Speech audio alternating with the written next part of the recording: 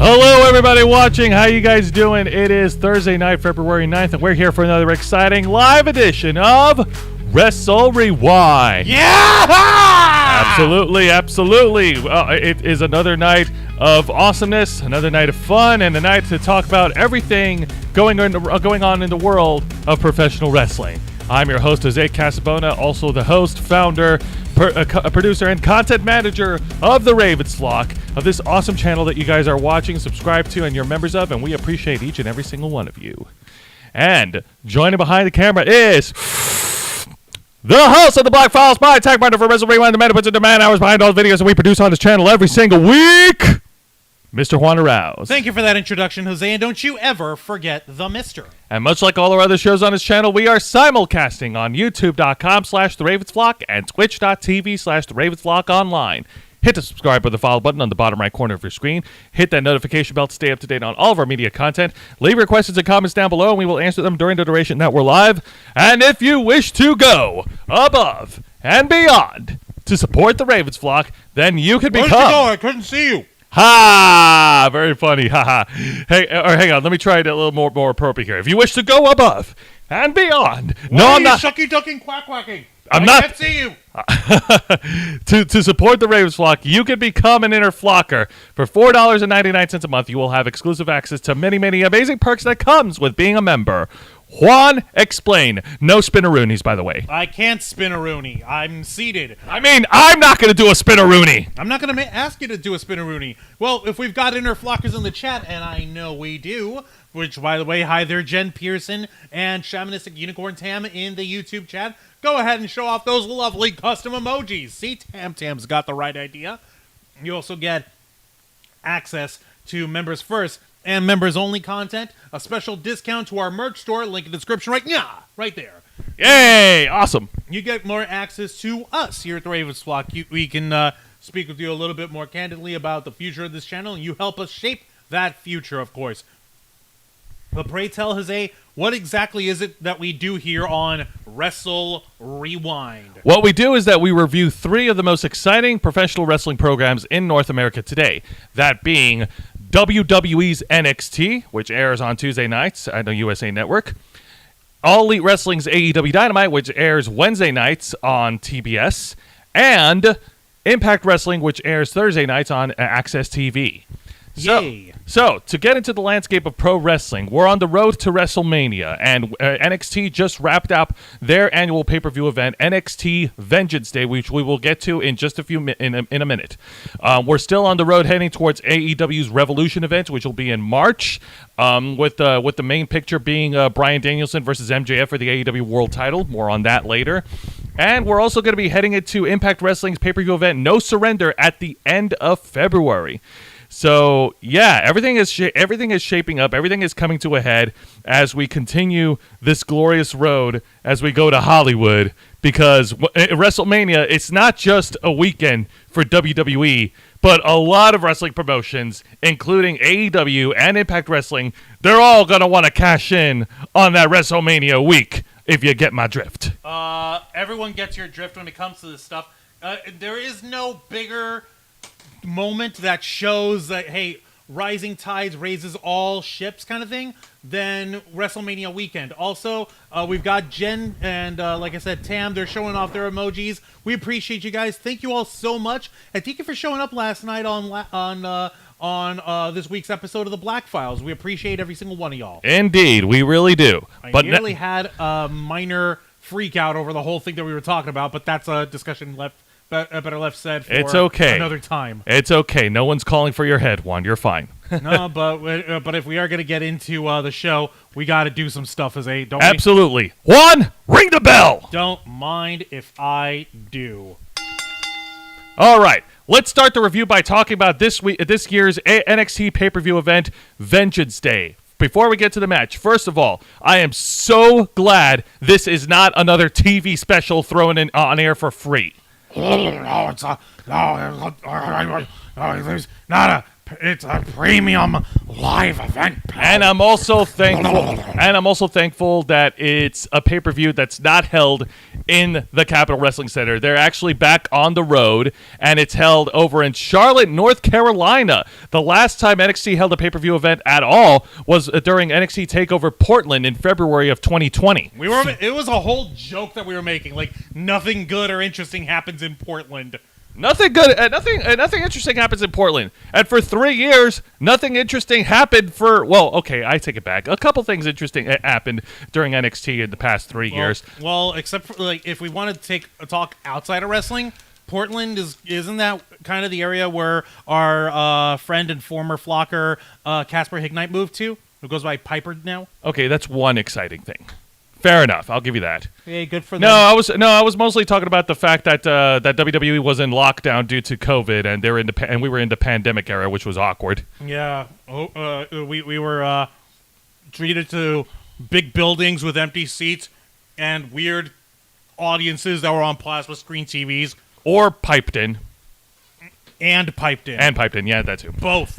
All right, but anyway, so Vengeance Day, the Vengeance Day pay-per-view, let's get to the main event of Vengeance Day, which was the solid steel cage match between the defending champion, Braun Breaker, the defending NXT champion, who puts his title on the line against the #1 contender, Australia's own Grayson Waller. This one was crazy. Jose and I actually got to see this live as it was airing. It was so much fun. It was a lot of fun. So let's start off with the earlier mockery in the entrances where Grayson Waller walked down and he was wearing the same gimmick headgear similar to Scott Steiner in 2000 and 2001 when he was wearing the chainmail thingy. He was wearing the chainmail thingy, and this was during the time when Scott Steiner was was a main eventer for WCW, and he was going it was going full Big Papa Pump mode during the last years of WCW. Yeah, Grayson Waller had the chain thing on his head. He had a bunch of ladies following him, like his escorts, which we later found out they are trainees for the WWE Performance Center. Well, I mean, you got to get your talent somewhere, man. Of course. And one of them, I kid you not, was walking around with a golden shoe. Because Grayson Waller said that when the match is over, he's gonna be drinking champagne off the golden shoe. He was Scott Steinering so hard it wasn't even funny. Also, hi there, Lisa Boo.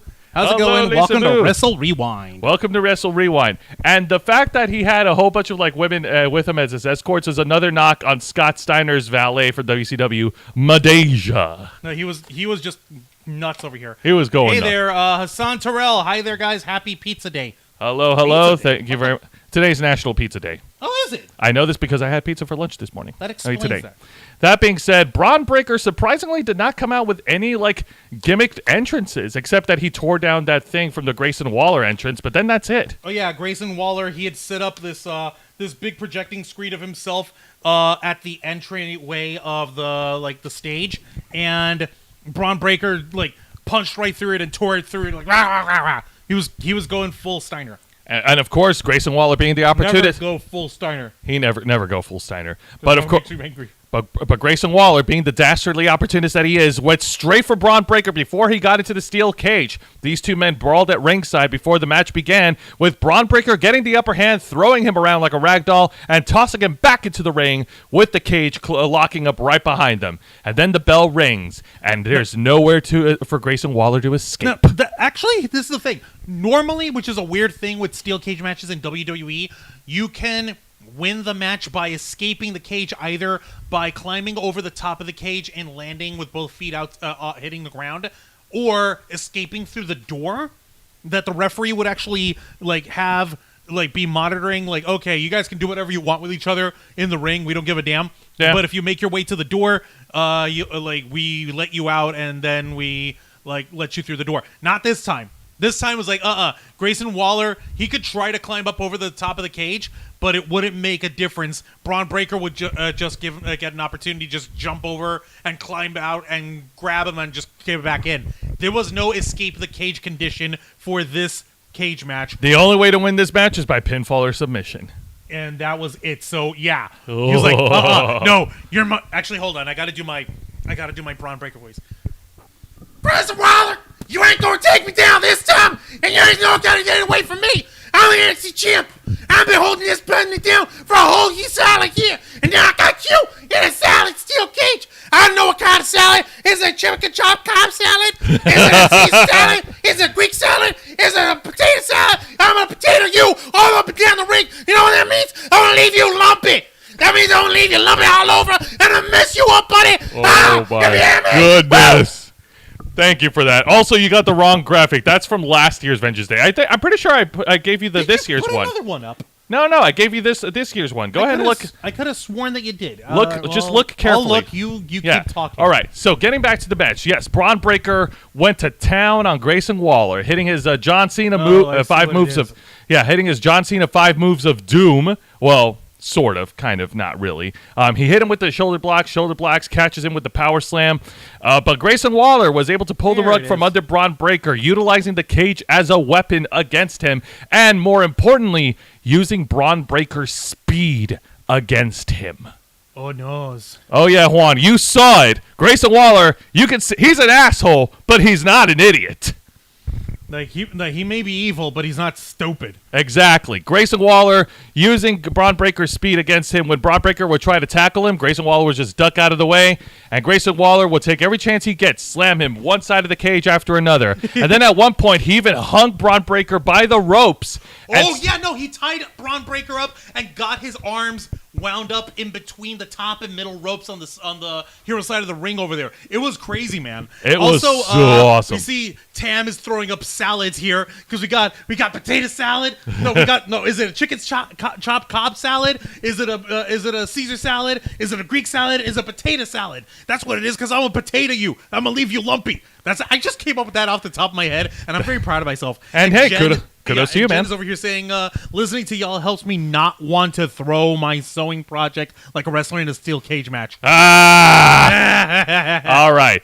But Braun Breaker was just too strong to be held down by the power of the ring ropes. He was a real big, strong boy. Surprisingly, he did not break the ring ropes this time like New Year's Evil, and he went after Grayson Waller. Of course, Grayson Waller did get some good spots in, hitting a beautiful Juan, you saw it with me. He hit Grayson Waller did his own variation, like he front flipped and hit his own version of the kill switch, the Unprettier, but only got a 2 count. But that move looked freaking awesome. It was very fluid. It was very nicely executed. I liked it. Also, Nikki Bell is in here, part of our mod squad. Thank you, Nikki. Thank you, Nikki. Thank you for joining us. Grayson Waller even hit his rolling cutter. Normally, he rolls in from ringside into the ring, but since he's surrounded by metal, he can't do that. Yeah, I was wondering how he was going to try to pull that off. He just rolled from in the ring and then just hit him with the cutter, but only got a 2 count but Braun Breaker was able to kick out after 2.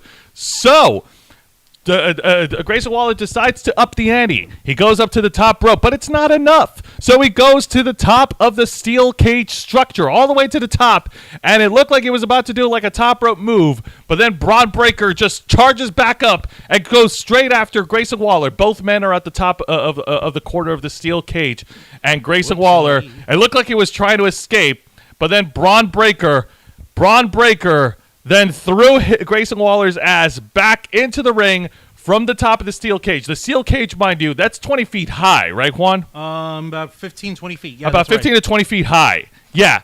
Threw his ass into the cage, and then puts away Grayson Waller with a spear to pin and retain. Your winner, and still NXT champion, Braun Breaker. Hell yeah! Hell yeah, and then, but it wasn't enough. Yeah, definitely, it was so much fun. And then after the match, the camera zoomed in on Braun Breaker talking trash at Grayson Waller, and then he just beat him up some more, and then celebrated on the top of the steel cage structure. And the pay-per-view ends with Carmelo Hayes, the man who recently won his 2 out of 3 falls match against Apollo Crews earlier in the pay-per-view, walking down to the Titantron. And everything is set up for Carmelo Hayes to be Braun Breaker's next opponent at their upcoming pay-per-view event, NXT Stand and Deliver. Oh crap! So that's what we're doing. Wait, didn't Carmelo Hayes and Braun Breaker have a bit of a feud back last year? No. No, you're sure? Have they never touched gloves? They've never touched gloves. Really? Really. I don't believe that. You got they teamed together for NXT War Games at 2020. War Games! Yeah, they teamed together for War Games, but that's about it. That being said, Juancho, your thoughts of the main event? The match was so good. It didn't feel like it was overly long. It was a nice, tight match. It didn't feel like that anyone was like too dragged or out at the end. But seriously, it was very well executed, and it told a story, pal. It told a good story of wrestling and how they measure each other up. Absolutely, and I know I predicted earlier on my program that Grayson Waller would be the one to finally knock off Braun Breaker so that Braun Breaker would go up to the main roster, and boy, oh boy, was I wrong. So if you'll excuse me for just a few seconds, I gotta take a little break. What are you doing, Jose? Oh. Hey, I'm not above admitting when I'm wrong. How about that? Jose eating crow. Hey, man, it happens to all of us, okay? No one's immune to it. That being said, it's fine. It's fine. Now let's go ahead and get to the fallout of Vengeance Day. Let's talk about this week's NXT. Shall we, Juancho? It's your show. I'll talk about whatever you want, man. Absolutely. Juan, what the hell? Why are you trying to cut my legs off? I know, right? Because, The show opens up with a segment from Carmelo Hayes and his bodyguard, Trick Williams. Carmelo Hayes is celebrating his pay-per-view victory over Apollo Crews, parading and celebrating about how he beat him, and he's setting himself up as the #1 contender for the NXT Championship. But during his celebration, he was interrupted by the Irish Ace himself, JD McDonough, who took umbrage to Carmelo Hayes declaring himself as the #1 contender, seeing that he has never beaten everyone in the NXT roster, of course, hinting at himself. So, the opening segment set up for both Carmelo Hayes and JD McDonough to clash for the first time ever. Holy crap. Indeed. And clash they did, as was the exciting match of the night.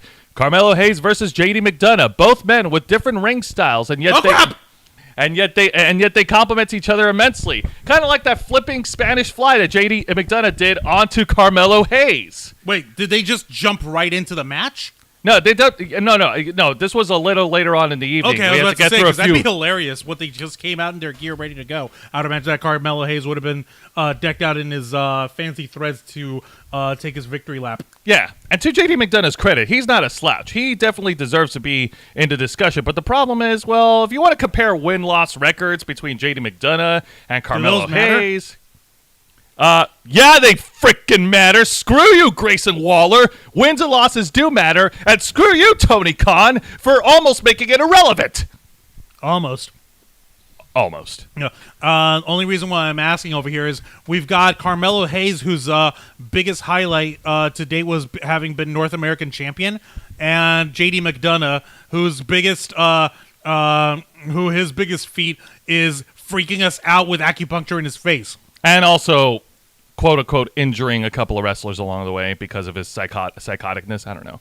But the problem is that JD McDonough has fallen short of chasing the NXT Championship for in the past. So, yeah, Carmelo Hayes kind of deserves it more. That being said, this was a fun match. And the folks inside the Capitol Wrestling Center came alive. Carmelo Hayes was able to kick out after 2 from the flipping Spanish fly, and they continued on. The match kept going. As JD McDonough was foiled at the top of the turnbuckle, Carmelo Hayes was able to catch him from the top of the turnbuckle, hung him by the ropes, and hit his awesome springboard leg drop move. I thought that move was freaking awesome. But, of course, JD McDonough was able to kick out after 2.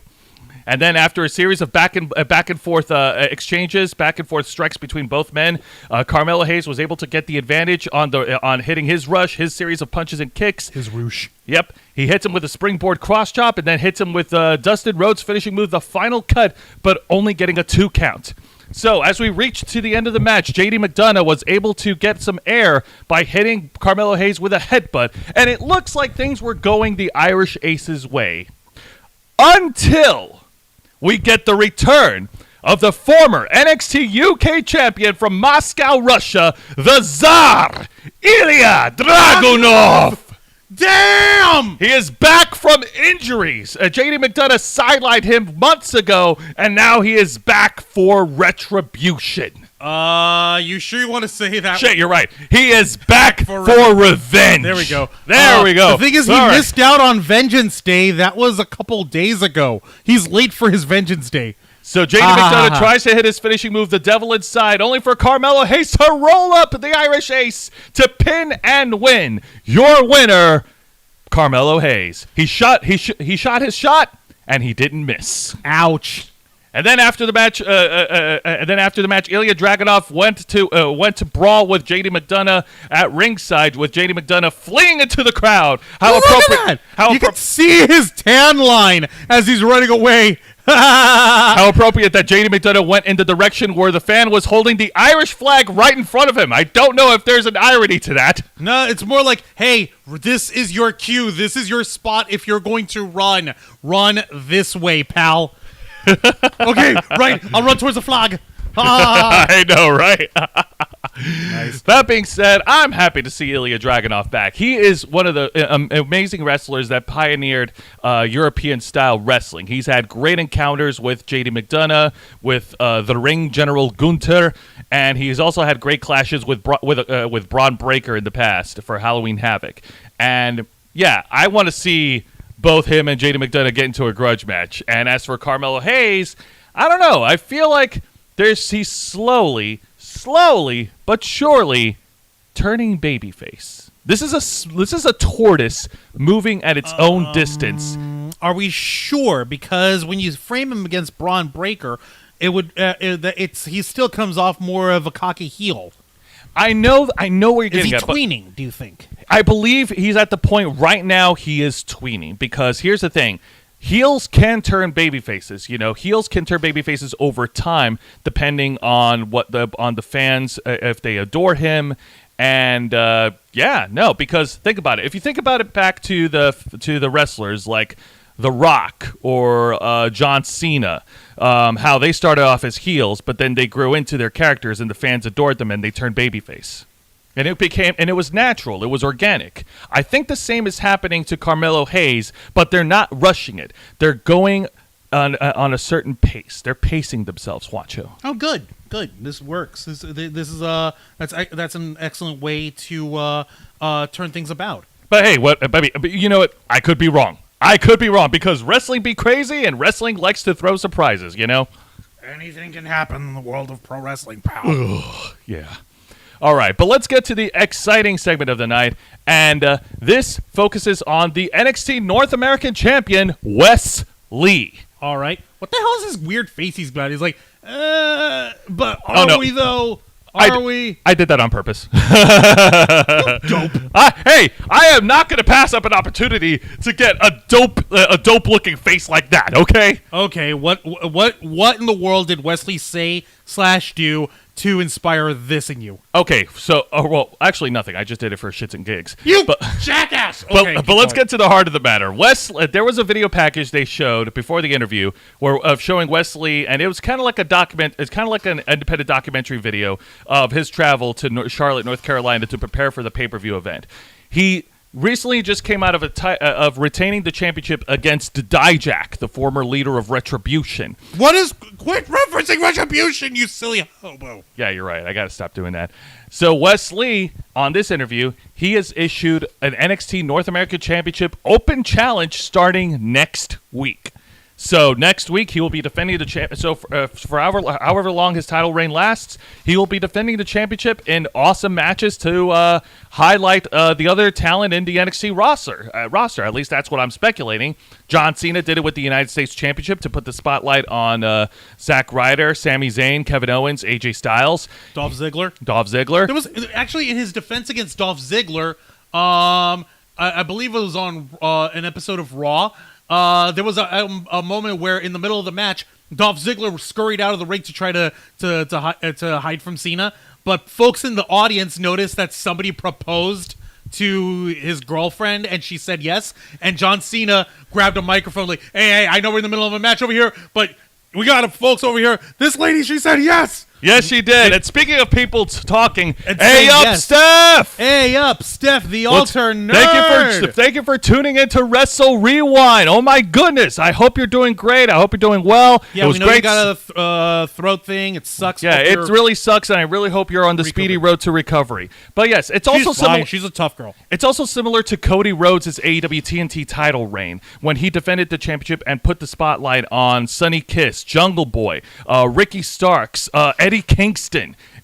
So yeah, I can see this. I can see this kind of thing happening with the North American title. That's a good use. It's a good way to not only build up credibility for Wes Lee, but also to build up prestige and importance and demand for the North American Championship. Yeah, it totally works and makes sense. And yeah, and this is a good way to get the baby face over. Is like, I will take on all comers. I will take on all challengers. I'm not going to knock anybody. I want to make sure that everyone gets a shot to show what everyone else can do.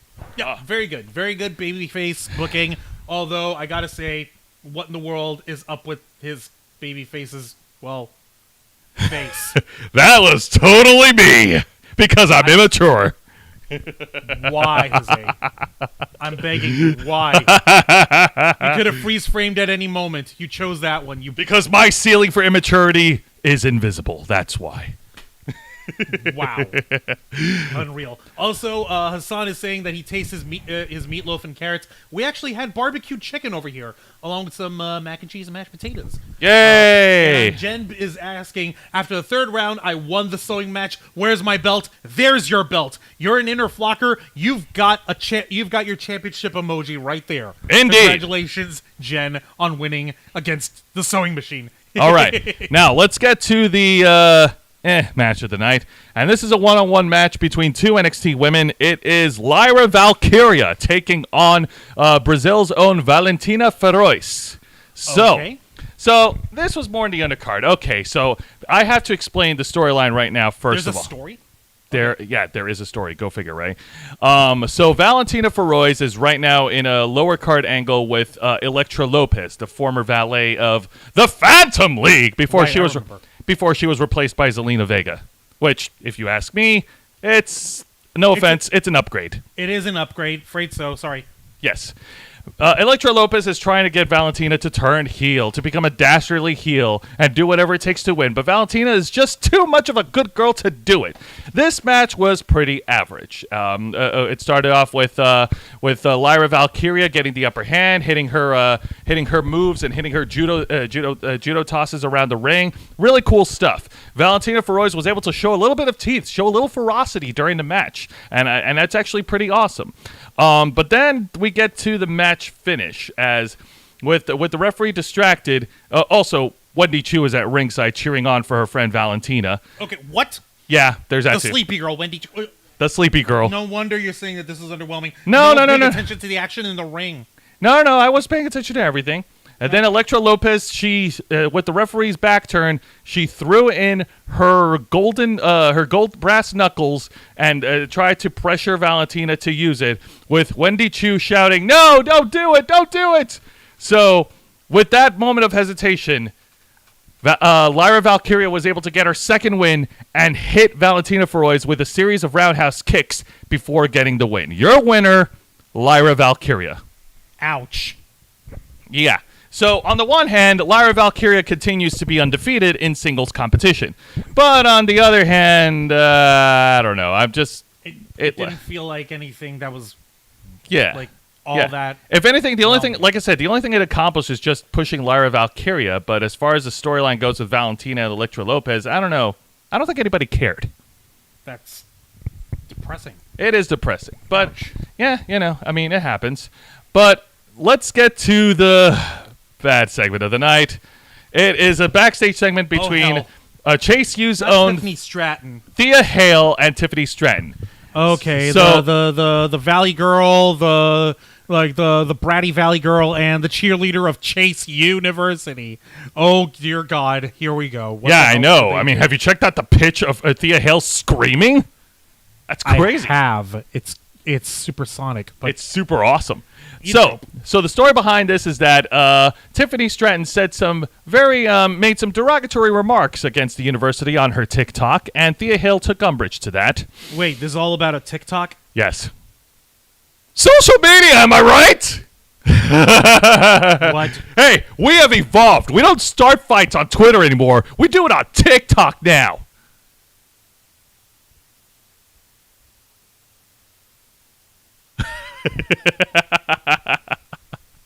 Nope. No, we are talking about this. We are doing this. You put me back on camera right now. Come on, we're going to get through this one, and then we're going to get to the really good stuff, okay? Okay, well, you promise me there's going to be good stuff? Yes. You promise? I promise. You swear it? I swear it. Okay. I sort of swear it. You said you swear it. All right, fine, whatever. So these two get into a back and forth verbiage about the TikTok video. Tiffany Stratton calling Chase U ridiculous, trashy. Thea Hale yelling back and defending the honor of the university. Yeah, and before that happened, as silly as it is, the whole gimmick of Chase U is over. So take that. I know. However way you want. But Thea Hale was then ambushed from behind by Ava Raine, the female member of Schism. What the hell is Ava Raine dealing with this? Schism is right now in a rivalry with Chase U, calling them false. Oh, that's right. Yeah. That's right. Yeah. Joe Gacy. Joe Gacy don't like fake colleges. I mean, real colleges. Yeah, it cuts into his cult enrollment. Also, Vicente Guerrero's in the chat. What is up, Vicente Guerrero? Hello, Vicente. Welcome Thank to you very Wrestle much for Rewind. joining us. We appreciate it. All right. That being said, now let's get to the main event segment. Now let's get to the real good shit. And it is a talk segment of the Ding Dong Hello Show, hosted by former multi-time Raw and SmackDown Women's Champion, Bayley. Oh, snap. Bayley's on NXT. Yes! Bayley has a bit of a history. She started on NXT as far back as 2012, and she has made a name for herself. She was a former NXT Women's Champion, having great matches against Sasha Banks back in 2015. And since then, her main roster runs between 2017 and 2019 has been sort of, kind of. It was a rocky roller coaster to get through. That's putting it nicely.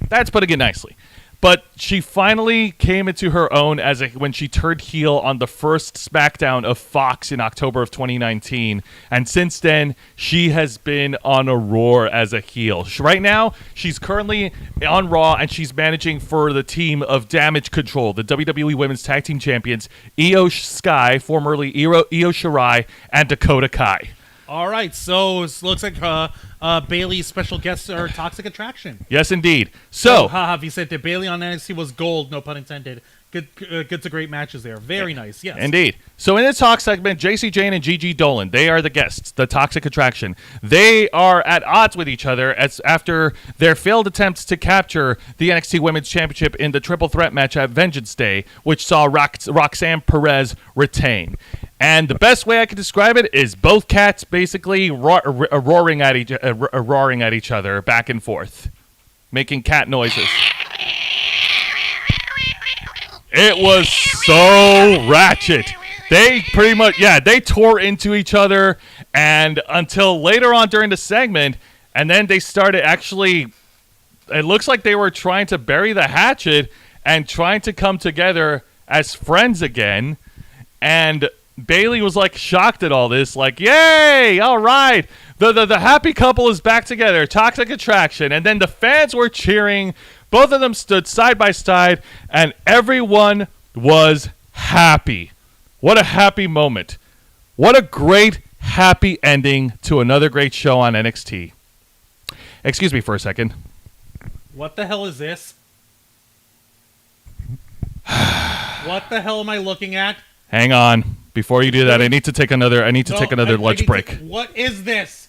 It's called I'm taking a snack break. Again. What the? What the?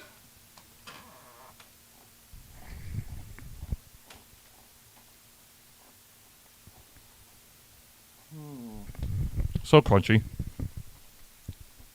Where did you get that crow?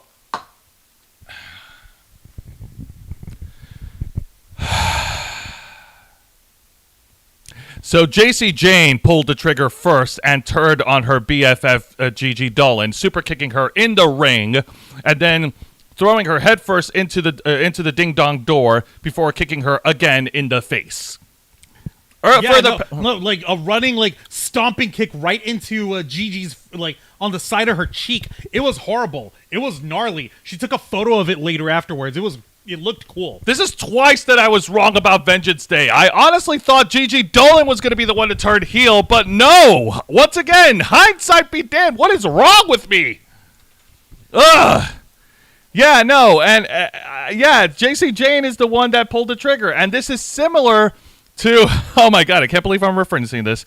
This is old. None of you folks, you're probably going to get it. You're probably not. This is in early 90s where they had the barbershop talk show segment. Run by wrestler Brutus the Barber Beefcake. Thank you. Back in the old years of the WWF, were Shawn Michaels and Marty Jannetty Marty Jannetty back then, they were known as the Rockers. Shawn Michaels, the Heartbreak Kid, turned on his tag partner, super kicked him in the face, and threw him through the glass facade of the barbershop talk. Yeah, exactly. And I'm like, yeah, no, if you want more proof that Shawn Michaels is running NXT, there you have it. Yeah, well, you gotta write what you know, I guess. Yeah, Vicente, rest in peace, Toxic Attraction. WWE ruined you all after Mandy Rose. And Hassan is actually asking you, is that snack of bowl full of crow any good? Yes, it is. It is good. That being said, yeah, no. Juan, did you get the chance to see this talk show segment? What do you think? That's it. Okay, yeah. So that being said, okay, once again, I was wrong. That's twice that I was wrong, but I'm good. I'm glad it happened, and it's time for both these ladies to get singles pushes. The only real question is who's going to be pushed more. We'll find out as we progress to Stand and Deliver.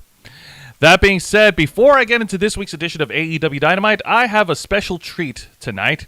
Tonight I will be discussing. What do you mean? What special treat? Well, we already did the extra thing. Oh no, but we got another extra thing, my friend. No, we did the extra thing. There was the Vengeance Day. What are you talking about? Oh no, there was another event that happened during the weekend.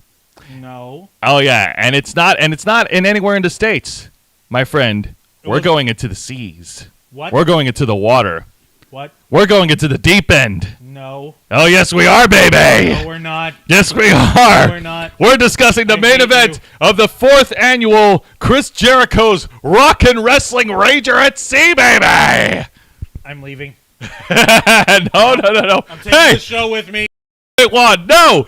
Get us back on. You will sit through this. Nope. Not doing it. I'm taking the show apart. No, you can't make me. Yes, I can. Now put the show back on right now. Do it. What? Do it. What? Do it now. What do you do? Don't grab my hair. That's my sexy man mullet. Yeah, well, you don't need your mullet. Yeah, well, you don't need this. You don't need your neck. Do you? You don't need your beard, do you? You don't need your beard, do you? Oh, God. Now put the match card on. We're talking about the main event tag team match. The team of the Guns. Austin and Colton Gunn from AEW versus, I kid you not, Jericho Housen. No. Yes. Yes, we are. We are. No. Yes, we are. No, not we are. You are. You can talk about it, and I'm just going to go ahead and I'll just keep... No. It just proves my freaking point about Chris Jericho. The man's a goddamn vampire now. He goddamn sucks the talent and heat and popularity of other better wrestlers who got their fame on their own merit, and this freaking old-ass doofus can't hang anymore, so he hangs other people up and strings them up at their expense in order for him to keep himself relevant. He's trying to keep up with the kids. Exactly, and it's depressing and it's stupid. Also, wow, are you speaking figuratively or literally? Literally! Because he looks like a vampire. Figuratively. No, come on. Just get this over all right, please. I'm begging you. All right. I'll get to it. So, before the match could begin, Jericho actually gets on a mic, and then he tries to sound like Danhausen, and he tries to tell stories of 2 chants that he tried to get over back in his early years of wrestling, but he never did. He got the fans on the cruise ship to chant for 2 chants. One of them was razzle dazzle, and the other one was get it, got it, good, or whatever the fuck. No wonder, because no. And this match, also, okay. We sent in the chat, Jose with the C talk before mentioning the Jericho cruise was sounding like he was about to bring up Shark Boy Grat pick, LOL, at Chris and Danhausen's makeup. I know, right? It's so dumb. No, it's too dumb for me. All right, so there's only so much stupid I'm willing to swallow. Okay? And stupid it is. As Jericho and Danhausen, they went to town on the Guns. They each took turns doing their Ali shuffle before hitting them with a combination of strikes. And then the action spilled at ringside, ringside. I'm trying to gauge on because deck. they're on deck because they're on a cruise ship. They're on a boat. They're on a boat. So the action spilled all the way to the entrance as both teams brawled, and Jericho grabbed I think 2 props from the fans, from the audience, and used them as weapons against the Guns. What the hell did they use? I don't know. I couldn't make out what they were. It was handmade. It was so weird. So they brought the action back into the ring. The Guns were able to get the upper hand on Danhausen. Danhausen was taking a lot of punishment from the Ass Boys. And so Danhausen, with his last house of strength, he was able to get the hot tag on the Ocho, and Jericho went straight to work. He hits him. He hits one of the Guns with a series of close shoulder blocks, and then he goes to the second rope and hits his drop kick before saying, "Come on, baby!" getting the crowd riled up, and then he tries to execute the walls of Jericho, but one of the Guns was able to break up the submission before it happened. And also, a really cool spot I want to call out. Before Jericho got the hot tag, Danhausen did a really cool, double code breaker on both the Guns. I thought that was really awesome. I thought that made... See what I mean? Yeah. Jericho fucking... there goes my F-bomb. I hope you're proud of yourself. Jericho, goddamn it, he's over here hamming up, taking other younger wrestlers' gimmicks while the wrestlers have the freaking match. Right. All right? Okay. You know how Ric Flair, he had... Why are we looking at your groin? Sorry, I'm trying to stand up straight, but go on. You know how Ric Flair had his last match, and he had it with... who was by his side? Was it Andrade Alito? It was Andrade, yes. Yeah, and it was a tag match against Jay Lethal and Jeff Jarrett. Yes. You know how Lethal and Andrade did the majority of the work? Yeah. Well, Ric Flair strutted, gigged himself in the forehead, let himself gush a whole gallon and a half, and Jeff Jarrett sat back and cut his check. Yeah. All that is what Jericho's doing at once! Yeah. So then Jericho tags... You can't argue it! I know, I know that, but hang on a minute. Let me get through this. Let me get through this. So then Danhausen tags back in, and Danhausen hoists one of the Guns over the shoulders. It looks like he was about to put him away until we get to the finish, which kind of felt clunky. One of the Guns attacked Danhausen from behind, knocked him over, and then the other Gun, who was wobbly and just out of it at the point, accidentally plopped himself onto Danhausen and pinned and wins. Your winners, the Guns, through dumb luck. And then after the match, things just got weirder or dumber, depending on your preference, as Danhausen and as Jerichohausen cursed the Guns in the ring and then hit stereo walls of Jericho's, forcing the Guns to tap out. But then the Jerichohausen was attacked by Chaos Project, the team of Serpentico and Dr. Luther, a deathmatch legend from Japan. They were beating down on the baby faces. Well, I say baby faces in quotations, until they were saved by the AEW World Tag Team Champions, The Acclaimed, who we will get to in just a few moments. Oh, hell. So what? This actually ties into AEW then? Yeah, kind of. So Max Caster and Anthony Bowens runs in for the save, but oh no, the numbers advantage was too much. The heels were beating down on the babyfaces until they were saved by WWE legend, the first ever Royal Rumble winner, Hacksaw Jim Duggan. With 2x4 in hand, he walked down to the ring with the fans chanting USA, and he used the 2x4 and attacked Chaos Project and the Guns. And everyone celebrated in the ring. They all had shots of tequila. They were playing music. They were dancing. They all got a chance to scissor Danhausen. Everyone scissored together. And yeah, and then Danhausen told a story about how he borrowed Chris Jericho how he took 2 credit cards from Chris Jericho and maxed out all the credit cards from him. It was silly. It was fun. The fans loved it.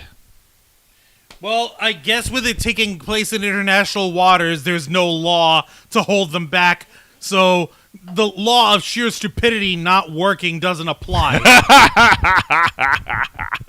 No, I'm not going to validate that. I know you're being serious, but it's so funny. What is so funny to you? Okay, the storyline of the Acclaimed versus the Guns in AEW is one of the best things that AEW has got going for it right now. And I'd like to think that has to do with how charismatic the Acclaimed are and how good the Guns are doing at behaving like chicken shit heels sniveling away from their daddy. Yeah. And you said that they were interfered to try to help save Jericho. Jerichohausen. Jerichohausen. Yep. Yeah. They could have just thrown Jericho overboard. That would have made me happy. In a perfect world, Juan, I would agree with you. But now let's get to this week's edition of AEW Dynamite. Let the views hit the boom, Dynamite. This week's Dynamite takes place over in El Paso, Texas, the hometown of WWE Hall of Famer Eddie Guerrero. Que viva la raza, carreverga, córrale, vato. And yeah, no, I know, Jen. It'll be okay. It's fine. I'm not mad. I'm just drowning. I'll just drown my sorrows with some zero sugar Twizzlers. All right, the show opens up with the AEW World Championship Eliminator match as MJF, the reigning champion, takes on Konosuke Takeshita, who has been on a roll in AEW. He's been featured prominently in matches against Brian Cage, Bryan Danielson, and now he's taking on the champion. Question. Yes. This is an eliminator match, right? Yes. What happens if MJF loses? Is he no longer champion? I really don't know. I think Tony Khan doesn't know why. I think even Tony Khan doesn't know why he calls them eliminator matches. Oh, hey, how about that? We just made a startling discovery here on Wrestle Rewind. Tony Khan doesn't know what he's doing. Yeah, pretty much. Yeah, this is such new territory for us. This is so revolutionizing and groundbreaking. This is the most incredible thing ever. I just can't. Tony Khan's lack of thought and lack of creativity, creative thoughts aside, this was a great opening match as MJF, being the dastardly heel, worked on the arm on Konosuke Takeshita, trying to soften him up for the salt of the earth submission hold. Of course, Konosuke got his spots in as well, and the fans of El Paso, Texas, were coming alive for Konosuke. But MJF, being the bastard that he is, was able to work around Takeshita and walked in the Salt of the Earth submission hold, forcing Takeshita to tap out and win. Your winner. Said Takeshita and Takeshita. Which way do you pronounce that name? I don't know. Okay, I certainly don't want to use MJF's insult. Take a shitter. So no, that's too easy. That's too easy. Okay, let's settle with Takeshita. Okay, Takeshita. Yeah, that works. Okay, but yeah, no. Again, with the whole thing of the of Tony Khan not knowing what he's doing, this is such innovative news. This is so new.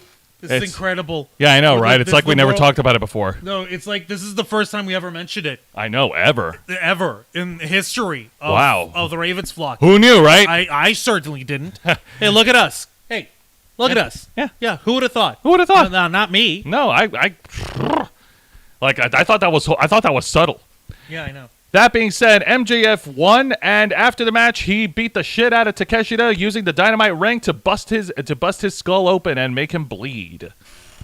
Ow! Oh yes, and we're gonna get to MJF in just a bit, but let's get to the exciting match of the night as Bryan Danielson goes one-on-one against Roosh. Oh snap! What the? How many poor baby polar bears did Roosh slay to make that coat? I don't know. Do we want to say polar bears? Because Roosh is from Mexico. You think he's got the time to go from Mexico to Alaska? Well, maybe he imported it or something. I don't know.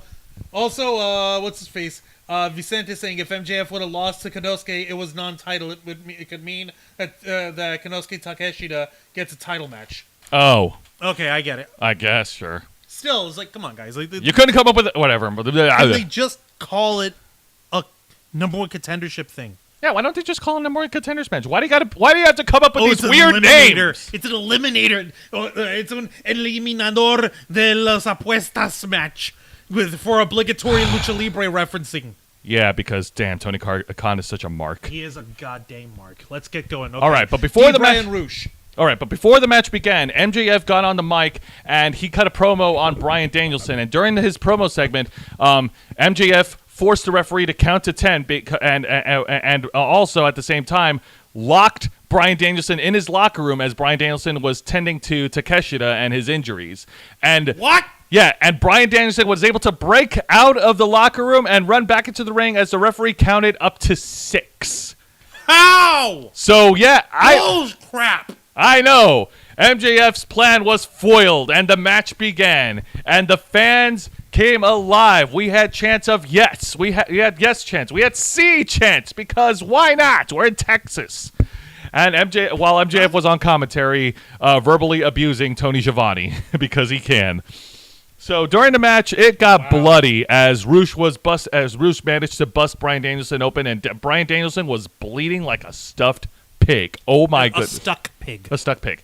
Yeah. You told Vince McMahon you wanted to bleed Bryan Danielson, and now you got your wish. And now Moxley is just sitting backstage, and he's thinking, how can I bleed harder? I wonder if I could still get a cup of that. Oh, God. No, remember Moxley? He drinks Ben's blood, and he eats her flesh and all that. Look, come on, what the hell? I'm never going to let Moxley live that weird-ass promo down. We think Army Hammer is weird with his cannibalism kink. Wait till you get a load of John Moxley. So after both men were spent, both of them exchanged blows of each other, exchanged kicks, exchanged punches, chops, slaps. Roosh was able to slap down Bryan Danielson to the turnbuckle before stomping him away, and Bryan Danielson was able to fire back and hit Roosh with not one but two running knees to the face to finally secure the victory. Your winner, the American Dragon, Bryan Danielson. Oh yeah! And then after the match, MJF, infuriated with the result, he ran straight to the ring with the Dynamite ring in hand and started beating down on Bryan Danielson and locking in the salt of the earth, further injuring Bryan Danielson's arm before staff and officials were able to break MJF away from him. Hobo! What a classless little chicken shit. Really, MJF? It wasn't enough that he opened up Takeshita earlier in his match, but the moment Bryan Danielson shows that he's got some moxie in him and wins his match, friggin' MJF's like, screw you, I'm gonna beat you up just because. Also, real quick, I want to say thank you very much to Shamanistic Unicorn Tam, who sent us a $5 tip through our Stream Elements link. Thank you so much. Thank you very much, Unicorn Tam. You are awesome. I appreciate it. All right, now let's Also, Emily Russell subscribed to us earlier today. Thank you, Emily. Thank you, Emily.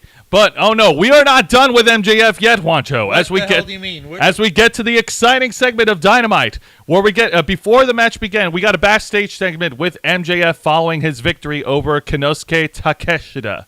So MJF goes and tells a story. He tells a story of his teenage years in high school, of how he was a junior in high school. He has this nice blue Camaro with a really smoking hot girlfriend, and these two went on a joyride in the ring with MJF driving and his girlfriend. Well, let's just say they were MJF was getting ahead in his scholarly endeavors. Thank you, Juan. You covered my ass on that. Yes, I did. I was going to say that the girlfriend... Fellatio! Dumbass. I was going to say that the girlfriend was working stick, but that works too. Uh-huh. But then they remembered that they were driving in the ring, and instead of hitting the brakes, MJF accidentally hit the gas pedal. They both ran into a telephone pole, and when MJF came unconscious, he saw his girlfriend's head crashed through the windshield. He checked to see if she was still alive, and the police arrived on the scene. He then concluded saying that, "Oh, Bryan Danielson, you want to know what kind of man I am? I'm the man that took the lifeless body of the girl and put her in the driver's seat so that the cops didn't know that I was driving." What? Yes. Dude! Even if this is a storyline, who in the hell goes on live national television that is then recorded on the internet for all the world to see and hear forever and admits to vehicular manslaughter? What the hell? Yeah. Okay, that's dark. Okay? That is 000 dark. Yeah. Okay? That is super dark. That is cheap heat, but No, that's like, what the hell? That's not even heat. That's like, okay, I get it that you're trying to portray how evil you are, but that's kind of stupid, because if that was a real case, then all anyone would have to do is like, oh, hey, we know where MJF is from. Let's call the local police in the local county and show, like, this clip from Dynamite. Hey, did this really happen? If so, we've got your man right here. yeah, I know, dude. Even Braun Breaker and Roman Reigns didn't do that when Roman Reigns was trying to commit vehicular manslaughter. Well, okay, we have seen and heard a lot of crazy crap in the world of pro wrestling. What do you call it? We saw Vince McMahon blow himself up in a limousine. Yeah. We saw the NWO take The Rock hostage in an ambulance while he's beaten up and handcuffed to the gurney. Yeah. And they smash a semi into the back of the ambulance, and when they open it up, they run away. We see that stuff happening live, and yet somehow MJF flat out admitting to having unalived his girlfriend while he was in high school. What kind of... That is still crazy. That is absolutely... Like, yeah, Tam's got the right idea. She's over here puking over here because that's just nasty, man. MJF then concluded... Rush pulled the Moxley moment by licking Bryan Danielson's blood. In fact, Rush has done this at least twice. Oh, God, you're right. He has. Oh, God. That's even grosser than MJF's thing. Oh, my God. I feel like I got to give Tam a refund on that tip. I'm sorry. That's just weird, man.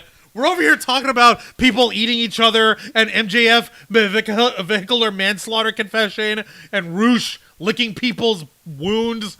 Gross. What the hell? I guarantee you. So I think Ian Rotten got into Tony Khan's brain somehow. I think so too. But that being said, MJF concluded the talk segment by insisting that there's not going to be a title match at Revolution and that he threatened to expose the American Dragon on Dynamite, which he kind of didn't, if given the evidence that I just talked about. What do you mean? What expose Bryan Danielson in what way? I don't know, for him not being a good enough contender for the world title. Oh, is he trying to say, like, is there some sort of, like, hidden forbidden secret thingy that Bryan Danielson has hidden in his career? Does he have a what's her name? Katie Vick story of his own? Ugh. It would be funny. It would be a nice wraparound reference to Daniel Bryan being a tag team partner with Kane as Team Hell No. Yeah, but that being said, as far as this promo segment goes, I'm surprised that Warner Media executives allowed this to air on television. Joseph, they're not paying close enough attention unless it's HBO Max cross promotion like the Dragon show they did. Yeah, you're right. They're not paying attention. Oh my goodness. Yeah, no, none of this stuff would ever get away under the WWE umbrella. That's just freaking nasty, man. Yeah. Yeah. I said that shit's gross. Dude, even Vince McMahon would not do that. And Vince McMahon has done a lot of gross ass stuff. Yeah. Like early on in 2001, he had this storyline where he was cheating on Linda McMahon with Trish Stratus, and he had Linda McMahon, quote unquote, mentally incapacitated on a wheelchair, aka he drugged her and made her catatonic. Yeah. And he said, "Is like, yeah, that was dark for MJF. Makes perfect sense for a guy who works CZW 55 matches." Oh yeah. Oh yeah. Fun fact: MJF used to wrestle for Combat Zone Wrestling. Blech. I know, right? That being said, let's get to the match of the night, and this is for the AEW Women's World Championship, as the defending champion herself, Jamie Hayter, goes one-on-one against the Bunny, Allie. I still think she should just call herself Allie. Come on, guys. It's not the end of the universe. This match was an average match, but unfortunately, something happened during the match where Allie may have injured herself in the middle of the fight, and yeah, no, like this match really didn't last long afterwards. Jamie Hayter was able to hit her spinning lariat, which she calls it the Haterade. Like it, classic. Okay, I could get behind the name. The Haterade, and she was able to pin and retain your winner and still AEW Women's World Champion, Jamie Hayter. This was more of an enhancement match because I don't see Jamie Hayter losing the championship. No disrespect to the Bunny. I like the Bunny. She's awesome, especially her gimmick. What gimmick? She wears a freaking Party City black bunny mask. What gimmick? She's twisted. No, she's not. She's married to a wannabe freaking Mike Bennett wannabe. I thought you were going to say she's married to a Karrion Kross wannabe. That too! Mike Bennett is a better Karrion Kross than freaking, what's his face? The Blade. Oof. Is, okay? Oof. Damn. Yeah, he's not even good enough to gimmick Mike Bennett. I'm sorry, I have a soft spot for Allie because she used to tag team with Rosemary in Impact Wrestling. Let's just call a spade as a. Also, you like Allie because she's hot. Shut up. Don't That's put not a no. words in. Don't put words into my That's mouth. not a no. You didn't even let me explain why. Yeah, No, you need to give people a chance. I gave you a chance. You said that you like her because she tag teamed with Rosemary. I'm like, true, but that's not the number one reason. It may not be the number one reason you want, but that's the number one reason I'm giving you. It's not true though. Whatever. Anyways, now let's get to the That wasn't a no. boring segment of the night. This was a backstage interview segment with Stokely Hathaway, the manager of the firm. Very, very, very, very, very undercard faction with a bunch of random guys paired together and told to make it work by Tony Khan. Apparently, the firm are still feuding with the current FTW champion, Hook. And there's really not much to say about this. I'm just ready for Hook to move on from this crap. Come on, man. He's undefeated in singles competition. Can we actually get him some real contenders to fight with? Like, what I would like Hook to have is a real championship that counts and that matters and is relevant and is officially recognized by AEW. Yeah, seriously. That would be nice. Yeah, I know. FTW is Taz's title. There. It is Taz's title. It's Taz's title. It's not a real championship until they say like, oh, it's officially recognized and a sanctioned freaking championship from AEW.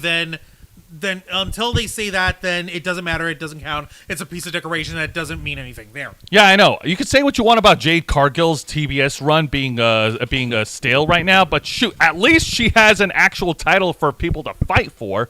What the heck is Hook doing still carrying around that prop? Exactly. No. Yeah. No. Exactly. Like, okay, Vicente's over here taking your side as Ali/Bunny and Blade are both horror fans, so the bunny gimmick makes sense. Evil hot rabbit. Yes. Okay, but how? What's evil about the rabbit? I don't know. The hot part, obviously, like, Homegirl looks like a Playboy bunny in the best way.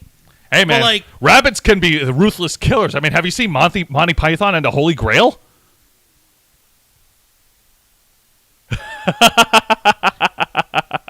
I concede to that single point, but I stand by my claim. Oh, I love you too, Wancho. Eat a dick and die. All right, now let's get to the main event match, which got everyone in El Paso, Texas, 100% pissed. Oh, you can't begin to imagine, people. And this is I actually got to see the opening on this one. and this is for the AEW World Tag Team titles as the acclaimed Max Caster and Anthony Bowens puts the titles on the line against the Guns, Austin and Colton Gunn.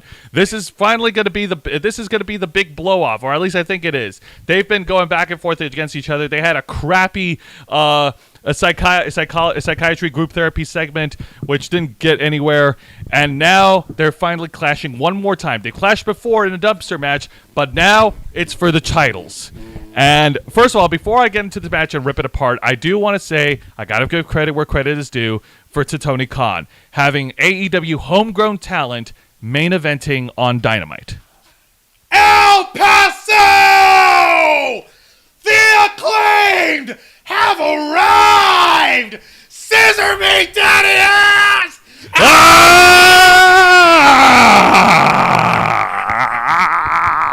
Okay, that will never ever get old. At least not anytime soon, because holy God in heaven, that is fun to do. Anthony Bowens is the hype man. Max Caster, he's a freaking rap machine. He made reference to the freaking the Chinese spy balloon. We're gonna blow you up like a Chinese spy balloon. Oh, it was so ratchet. I loved it. It was so good. It was really good. Okay, and of course, Billy Gunn, Papa Gunn, is over here backing up the acclaimed against his no good, spoiled brat sons, and he's standing against them on there. So yeah, all right, get to the match. Let's get people on. All right, so once again, gotta give credit. AEW had homegrown talent main eventing on Dynamite. Good for them. Good. All right, so yeah, everything about the match was awesome. The babyfaces doing their spots, the heels being the cheating bastards. And during the match, Billy Gunn actually got into the ring, and he was trying to keep the Guns from cheating, only from the Guns to beat the crap out of their father and hit their father with one of the tag belts. And Billy Gunn was out of the ring, and he was out. He was out for the rest of the match. A-holes. I know, right? Don't you treat your daddy like that? He'll tan your hides. You don't give a damn. Yeah, the babyfaces were able to mount a comeback, and they actually hit their finishing move with Max Caster hitting the mic drop on one of the Guns, but the referee was not cautious enough to hit to call for a 3 count. Wait, the referee took a hit? The referee did take a hit during the match. We got a referee bump. Ref bump. Yep, everything comes to a head as Anthony Bowens tried to roll up one of the Guns for only a 2 count, and with the referee's back turned, the other Gun brother attacked Anthony Bowens in the face with the tag belts, and the Gun that was being pinned rolled up Anthony Bowens far too long, and the referee was able to count 1, 2, 3. Your winners and the new AEW World Tag Team Champions, the Guns. You gotta be freaking kidding me! The finish felt flat. What do you mean it felt flat? It felt like it was highway robbery is what it was. Like, that's some bull crap. How the hell did they knock Anthony Bowens down hard enough for a ref slow count? That is ridiculous. I can't believe that. Yeah. Yeah, no. Tam has got my face, the exact same face I've got on me right now. Like, no. No. No. Okay, there was some aftermatch action. Go ahead. Okay, so yeah, no. After the match was over, like the fans were chanting bullshit. They were furious at what they saw because they didn't want to see the Acclaimed lose. And it all comes down to how you feel about the Guns, because the Guns haven't been winning on AEW programming a lot. Like, they've been featured on AEW Dark most of the time for their entire run. And for them to be just part of and for them to just take the championships out of the Acclaimed, I don't know. That's one of the things I take umbrage to. Like, I don't think they were worth winning the titles, in my opinion. I mean, how they won it, I guess, makes sense because, they're supposed to be cheating heels. They're supposed to be incredible, stupid, spoiled bastards. But okay, to be fair, if you rack up enough wins in AEW, after a while you do start to qualify. Did they rack up enough wins to qualify? No. So they don't matter! So wins and losses don't matter in AEW! No, it's bullcrap. I want Tony Khan to freaking take that crap back and own it, but he won't because he's a coked out dweeb! Yeah. No, okay, no, now this time I'm definitely No, can you stop doing this? Don't do this! I'm taking the show down. No, come on. I'm taking the show. I'm taking it off. Stop it. Put the show back on right now. You can't make me. We are going to talk about this.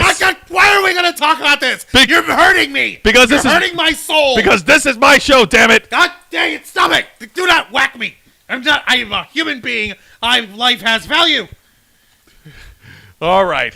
Now, let's get right back. Why are we... Get us back on the air. Come on. You hobo. And don't you whack me again. Man. All right. Here's the thing. When it comes to Tony Khan, oh my goodness. Tony Khan is a numbers guy. He's all about numbers. He's all about analytics. I mean, and he's an idiot because it doesn't count. And he's an idiot because he doesn't know how to manage it in pro wrestling. Or rather, he's probably given it up. But he needs to admit as much. Yeah, I even tweeted he doesn't know what he's doing, and realize that there should be other people running this. Also, Gene Rick is in the chat. Hey up, Gene Rick. Hey up, Gene Rick. Thank you for joining us. And Juancho, you want to know something, Juan? I agree with you. You want to know why I agree with you? Why? Because I tweeted about it a few hours ago saying, and I quote, "You might as well throw the wins and loss analytics out the window. It doesn't matter, you stupid mark." And I tagged Tony Khan. Bull Now- crap. You did not say that. Yes, I did. Go No, ahead. you didn't. Check my Twitter. No, you didn't. Check my Twitter. No, you didn't. Check my No, you Twitter. didn't. No, I'll, you didn't. I'll prove it. I'll check it. I'll check it, but only because I don't believe you. Okay? I don't believe you, and I don't believe you, and I don't think that you do it because you would not like to have the angry Twitter mob try to stand against you. No. No, I actually I'm did. pulling it up, and I'm gonna try to find it, but I don't believe you. Don't you dare. Don't you dare. Juan doesn't think that I actually did it. Why do you still say that you're at Hallmet? That was 2 months ago. I know. I haven't updated. But that being said, no, I actually did. And I don't think he's read it, but I did tag him on it. Okay, I didn't call him a stupid mark. I just called him a mark. And, oh, yeah. I guess he hasn't blocked me yet, so... I don't know. Give me a minute. This is Tony. When it comes to his Twitter talk, he loves to run his mouth. Huh. Okay, folks. Jose, would you mind passing me that bowl? Yes. Here you go, Juancho. It's okay. Much like cake, you can eat it too. Hang on. I guess I have to eat some crow too. It's not so bad once you force back the gag reflex. Yeah, I know. You'll be fine. It's fine. So, yeah. Yeah. Okay. I am wrong. At this point, what can you do about the win-loss records? Like, I'm sorry. There's no point in keeping it around anymore. No, there really isn't. You know why? Because, like you said, he's a goddamn mark. He's an idiot.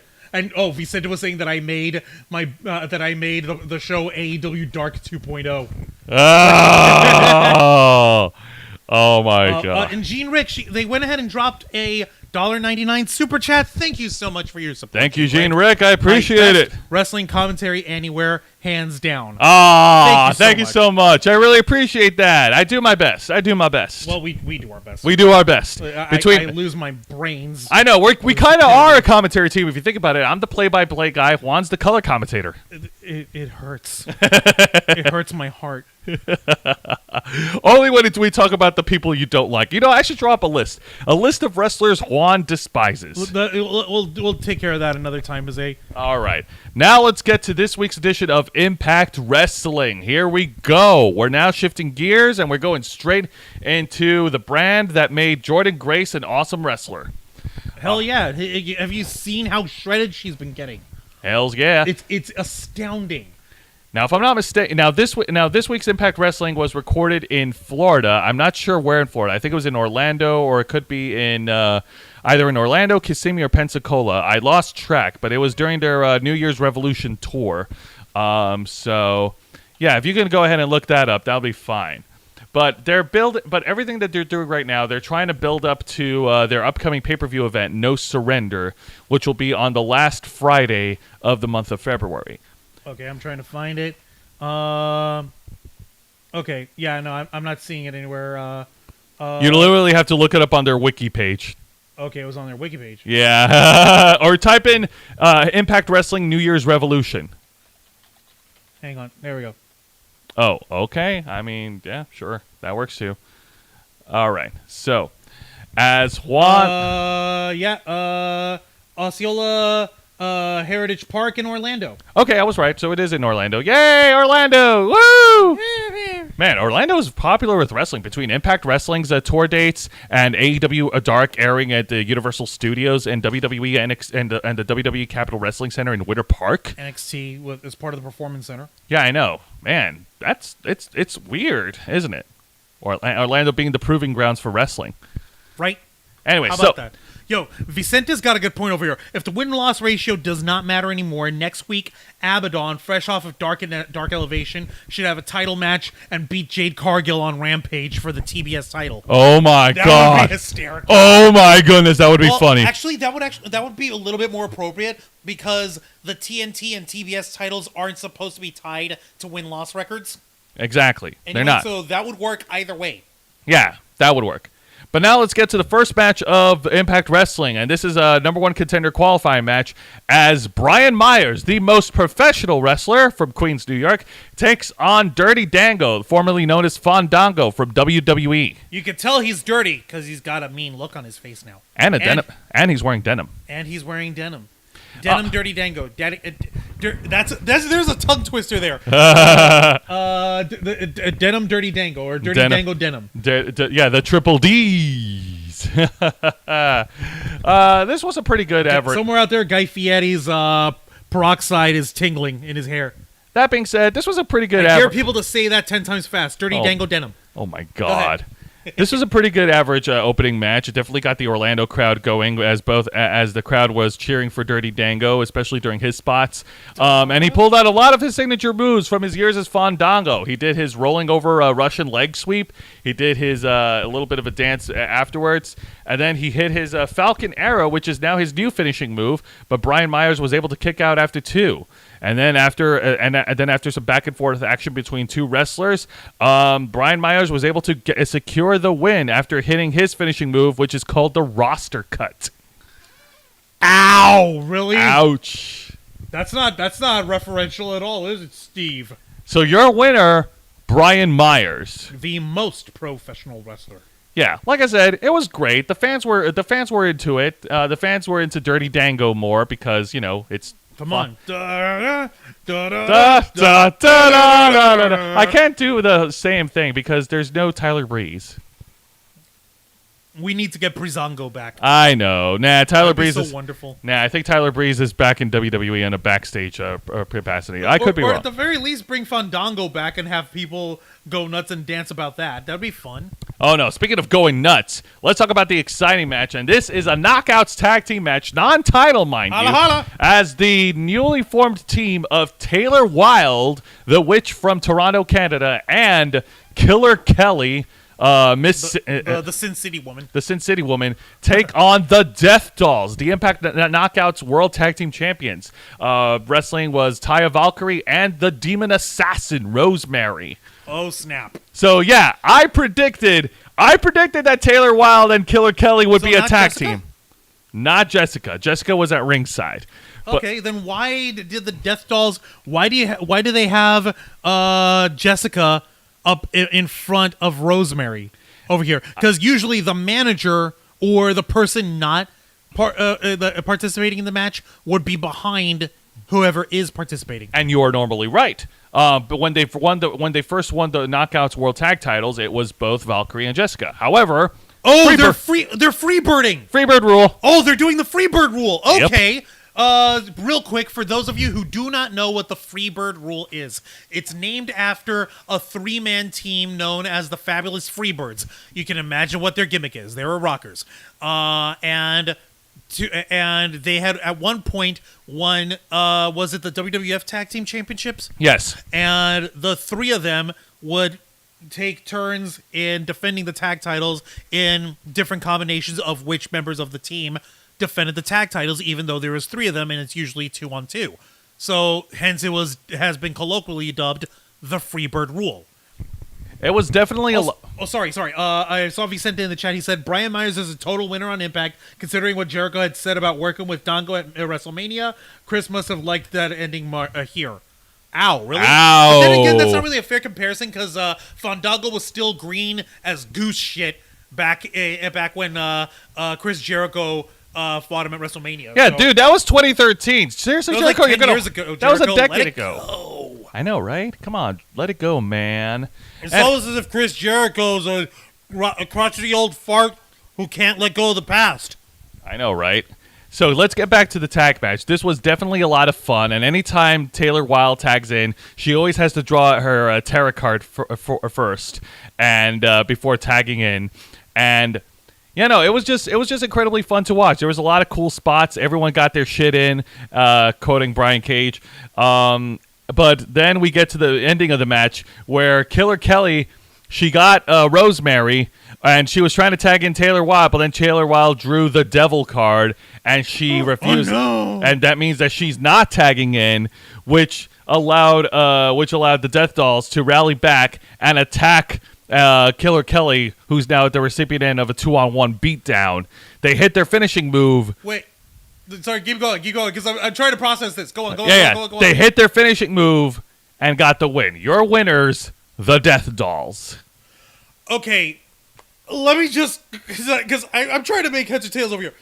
So, Taylor Wilde. Yep. anytime that she would be tagged in by Killer Kelly, Yep. she would draw a tarot card. Yes. And depending on what kind of tarot card she draws would determine whether or not she participates or not. Yes. Hey, listen. Are we sure we're not just missing some acid to the right side of her face and a flipped coin and a coin for her to flip that's double-headed? Hey, listen. Are we sure that we're not just doing that now? Hey, listen, I'm a fan of Papa Shango and a fan of Isla Dawn, but there is a ceiling to this crazy, twisted, witchery, fuckery. Great, now I dropped the F-bomb. Ah! You did it! Jose broke his F-bomb record! He did it! Yeah, oh my god! He did it! Yes! I don't believe it! Oh my god!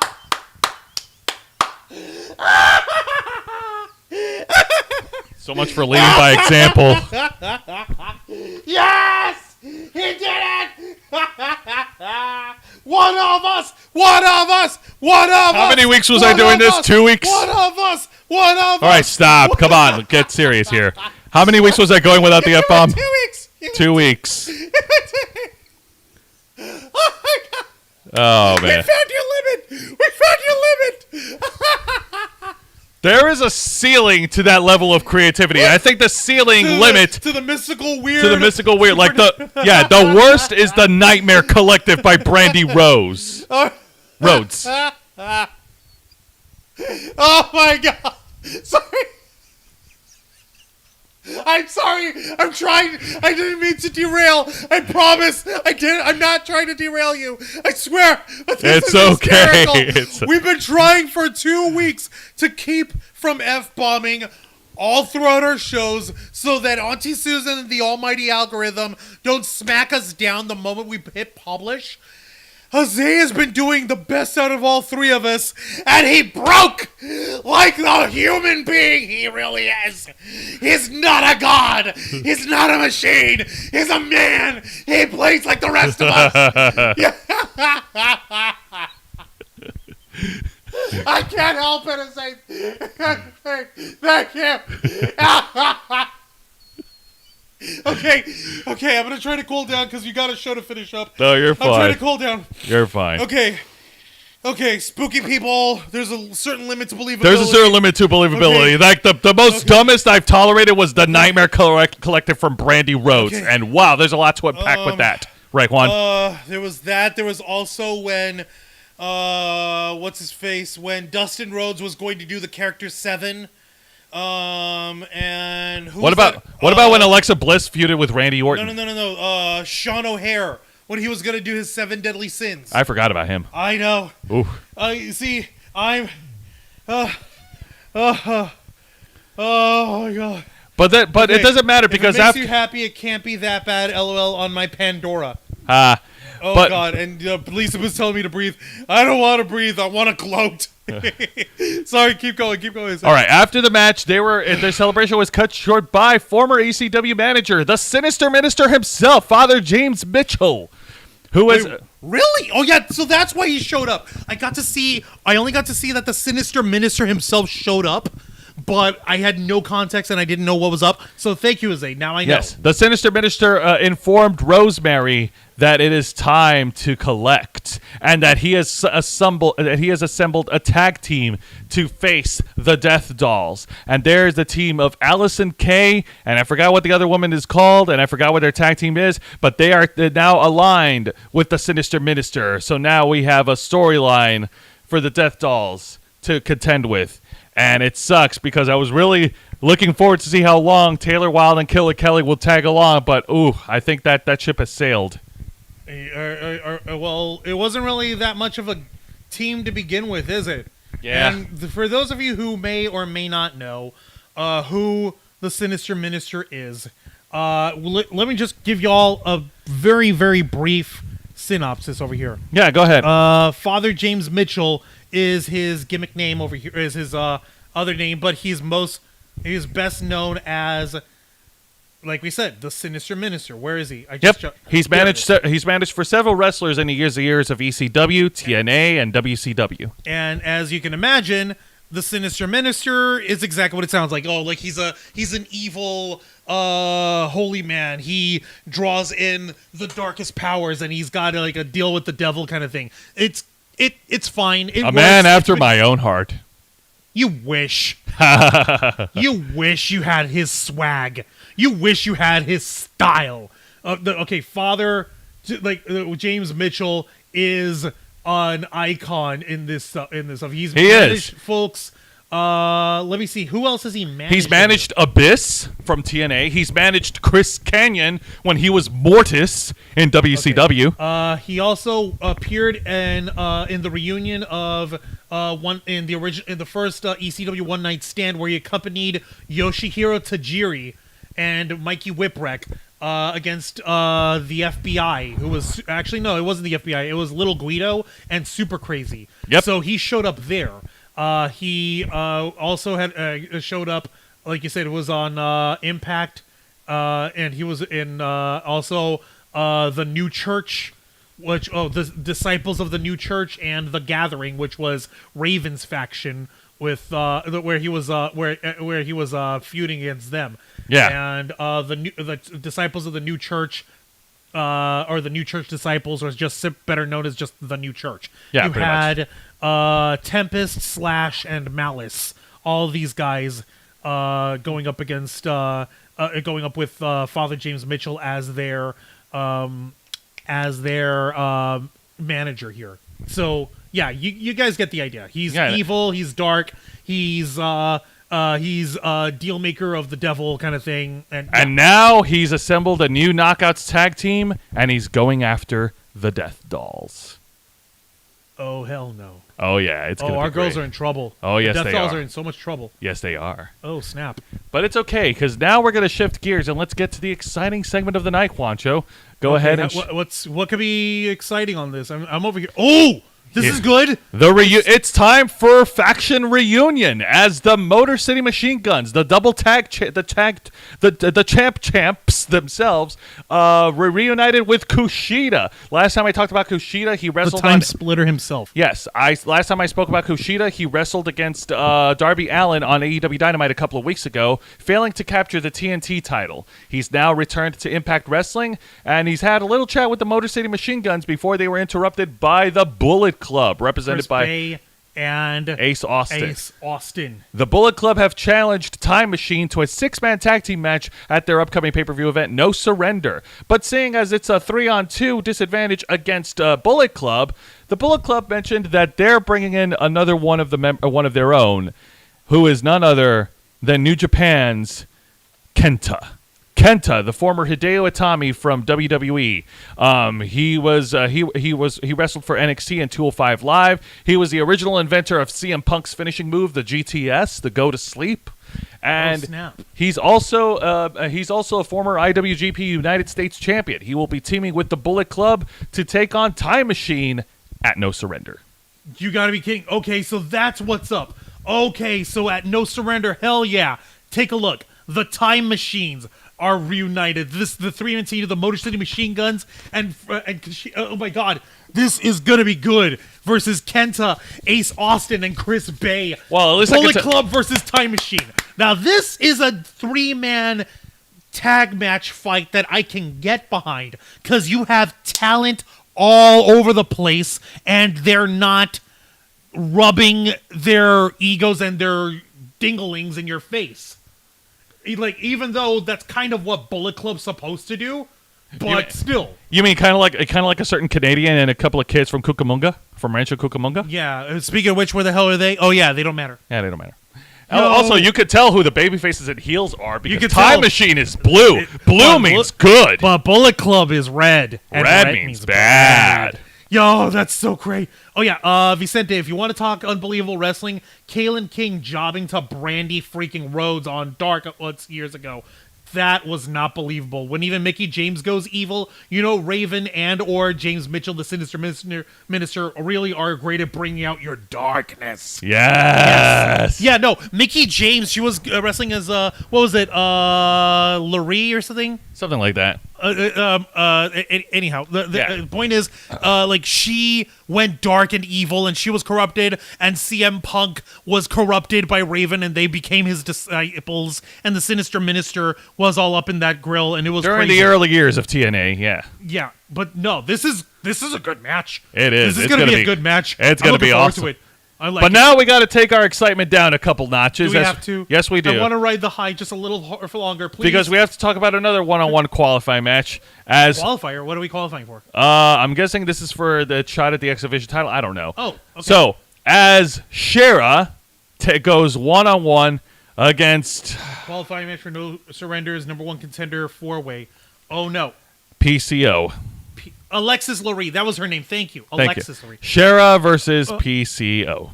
Oh, no. Oh, yes. Okay. Number 1, I have to.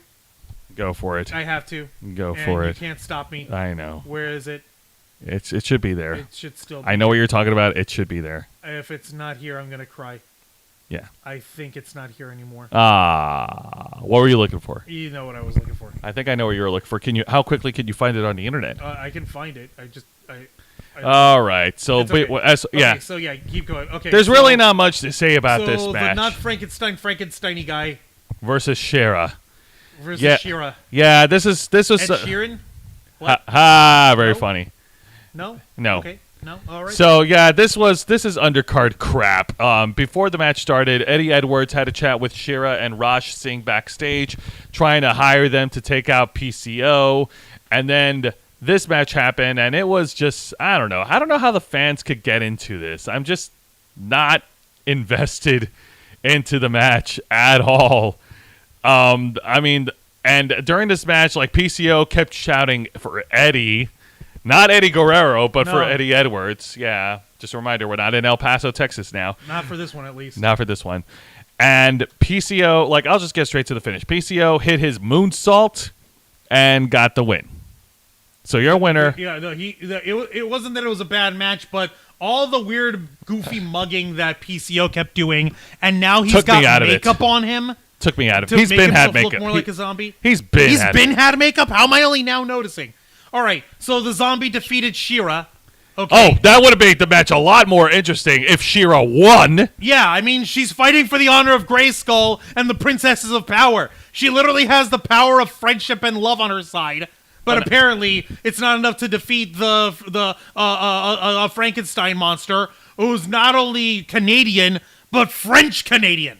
The worst kind of Canadian you could be. I'm trying to fill in for Angel's ridiculous, dumb, like, international hatred. Yeah, Give I me know. a break. I miss Angel. It's okay. We all do. All right, but let's get into the meh segment of the night. Okay. Yeah, we have to. We have to. Okay. Go ahead and show it. What is this? It's a backstage comedy segment, I guess. Hold on. I can't even. The image is so ridiculously large. I can't even fill it. Yeah, I know. What- It's fine. What am I looking at? I don't know. What am I? You're about to find out. No, I don't want to. You can't make me. This is what happens when you put all the comedy wrestlers that you've watched before and you put them all in one segment that just didn't work. And it is Johnny Swinger and Zicky Dice talking to not just Dirty Dango, but also the Impact's Director of Authority, Santino Marella. By the way, before I get into this, I want to point out that the Orlando, Florida crowds had snake socks on their hands. And it's a clear shout out to Santino Marella's Cobra. Why are you laughing? It's so cringe. Why are you laughing? You simple worm man. Why? Okay. Hey, I'm not the Johnny worm man. That's Swinger Scotty and- Too Hottie. Hey, Ah. don't you dare bring Scotty Too Hottie into But go on. Okay. The stupidity of Johnny Swinger and Zicky Dice is one thing, where Zicky Dice is a hapless idiot and Johnny Swinger keeps grifting off of this guy and milking him for every cent he's worth. Yeah. It was the Swingers Palace, And now the backstage Swingers- casino, and now the Swingers Dungeon, Yeah. the quote unquote training school that Johnny Swinger has running. Oh, yeah. Training. Sure. Is this the end of? Is this the end yet? So the end of what? I don't know. So what it could be. in this segment, I kid you not, Johnny Swinger and Dirty Dango are vying for the position of the Deputy Director of Authority, the double DOA. No, they're not. No, no, nope. You can't make me. Hold on, are you asking if this is the end of the show of us or the end of the segment of Impact? This is not the end of the show, I guarantee If you. you want to leave, you can leave. You can check back on the replay. I won't miss you. I don't care. Like, Jose has killed the will to live with just the description of what the hell these guys are trying to do with Santino. Why are they trying to guss up to this dope? Between Johnny Swinger, the grifter that he is, trying to sell himself, and Dirty Dango, who's a former fashion policeman in his own right, yeah, they're trying to go for the deputy director position, to which Santino pretty much denied on all grounds. And, yeah, it was just literally, you could cut this segment off and you won't miss it. Oh, I can? Like so. Good. There you go. Why did you even mention this? It's horrible. Because you have to take the good with the bad, Juan. No, I don't. I want my good. I want good stuff. You want good stuff? Fine, I'll give you good stuff. It's over here saying, after all this, poor Juan will need therapy. Jen, I've been needing therapy since I'm 8 years old. I'm overdue, okay? You can't begin to imagine. Just whatever you do, for anyone who has a degree in psychology, if you're a therapist and if you do Rorschach tests against Juan, please, for all the things that is holy, do not show him a picture of this. Do exactly. Not. And Vicente's you will invoke his rage. Even Vicente up in here, like when even Santino is telling Dango stop the comedy, you know the joke is not funny. Yeah, pretty much. So, but Tell now me you'll at least help inject some life back into me, Jose. Oh yes, please, give me some I life will, back. Juancho. It's time for you to believe. What am I believing in, Jose? Well, all you got to do is say his name and he appears. I believe in Joe Hendry. I believe in Joe Hendry. Go to Paris And London and Tokyo and America, Switzerland and Mexico. Saying, I believe in Joe Hendry. I believe in Joe Hendry. Oh my God! So it's the Digital Media Championship match. I thought that was like going to be in a pay-per-view. No, it was this week. Okay, cool. And yeah, Matt Cardona, my boy. Okay.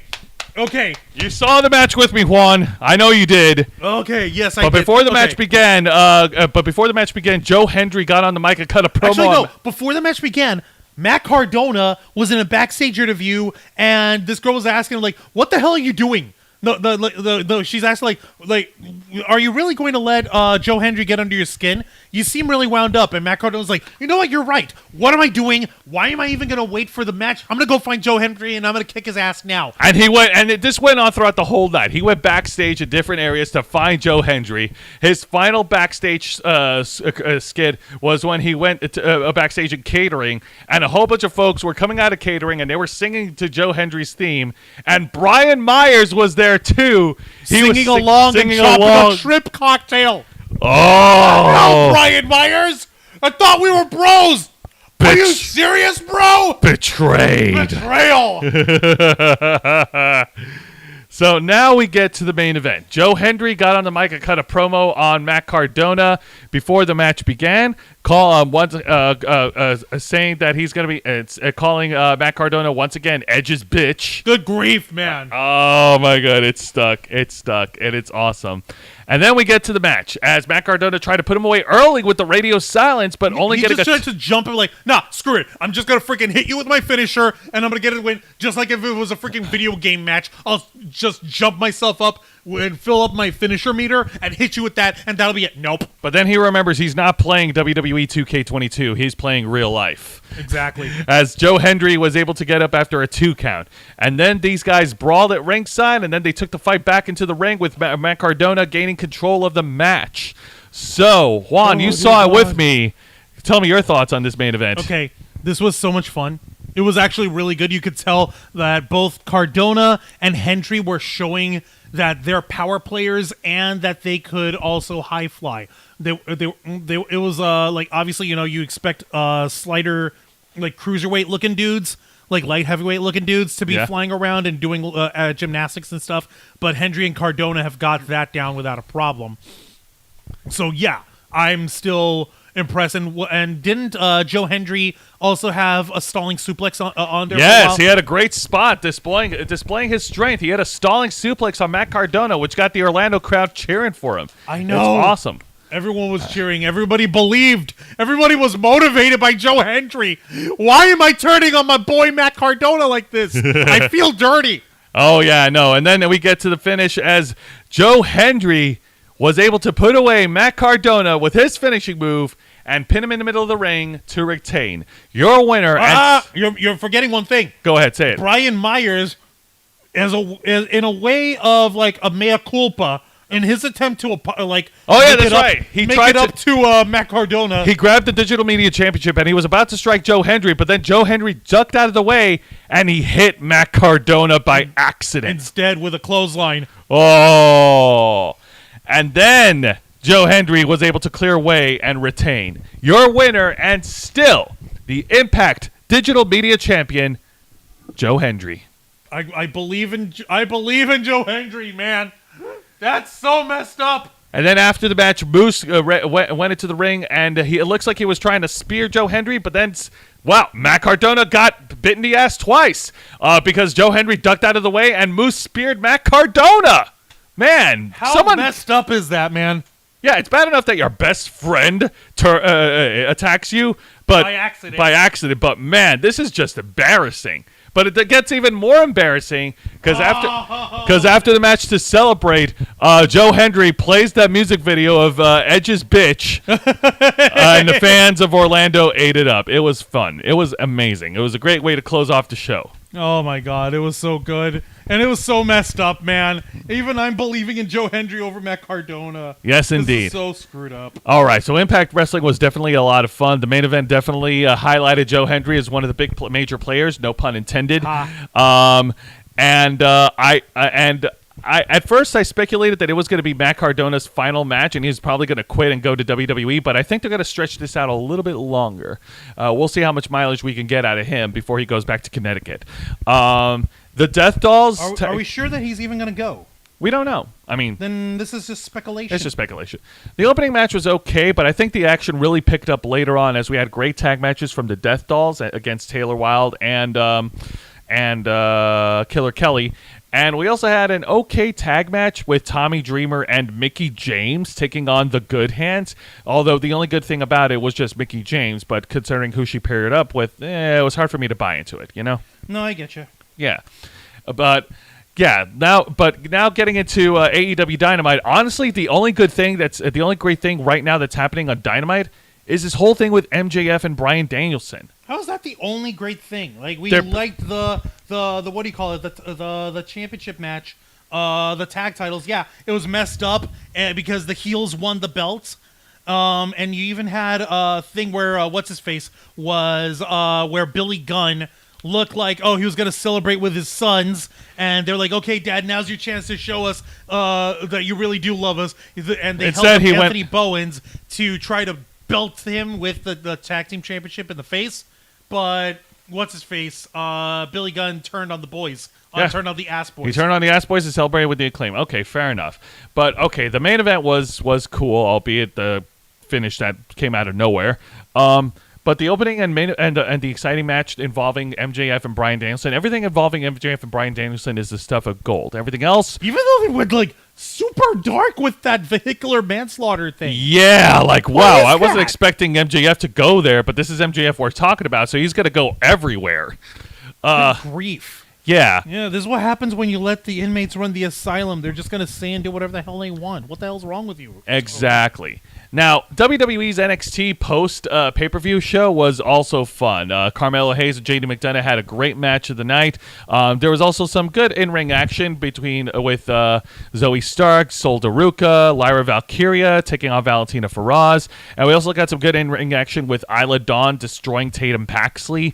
The main event talk show segment with Bailey's Ding Dong Hello Show, that was the stuff. That was really fun.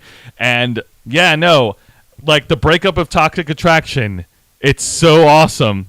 And I can't wait to see how far they're going to go with this rivalry between these two jilted girls. These jilted friends over here. These jilted friends. I'm still kind of like, okay, does this mean that Gigi Dolan is going to be booked crappy like Marty Jannetty, or what's going to happen? I really hope they don't give her the Marty treatment. Come on, Gigi Dolan, I'm sorry. I think she is much better than JC Jane, in my opinion.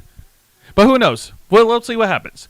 That being said, we can only imagine. And I totally understand why you would feel that way, Jose, when it comes to Gigi Dolan's abilities in the ring, as far as what she brings as opposed to JC Jane.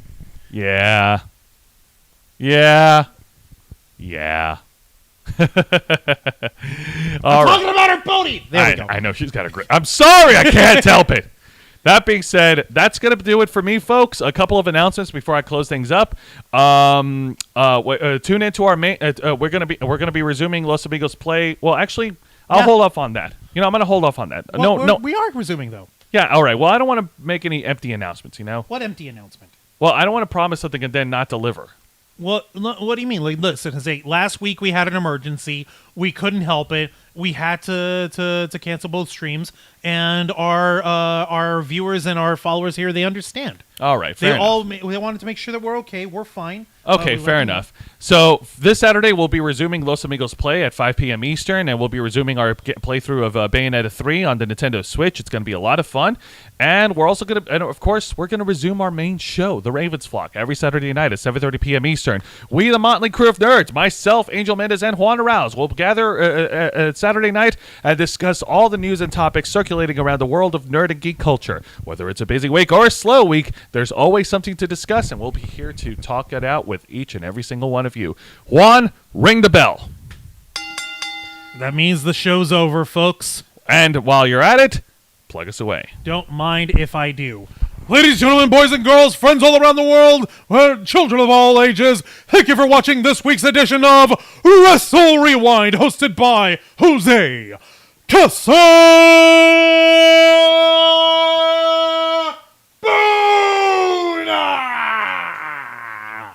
as he reviews for you the best and the worst of three of the most exciting professional wrestling programs in North America today: WWE's NXT, All Elite Wrestling's AEW Dynamite, and Impact Wrestling. Be sure to tune in and step in for the review live every Thursday night at 10 p.m. Eastern Time, simulcasting on YouTube and Twitch. Hit the subscribe and the follow button, ring the notification bell to stay up to date on all of our content. Become an inner flocker by hitting the join button, and until next time, continue to follow us on Facebook.com/TheRavensFlock, Twitter.com/RavensFlock13, Instagram.com/TheRavensFlockOnline, Twitch.tv/TheRavensFlockOnline, and of course, remember to hit the subscribe button and ring that notification bell right here on our flagship platform, YouTube.com/TheRavensFlock, humble home of the Black Files, Los Amigos Play, Wrestle Rewind, and the Ravens Flock.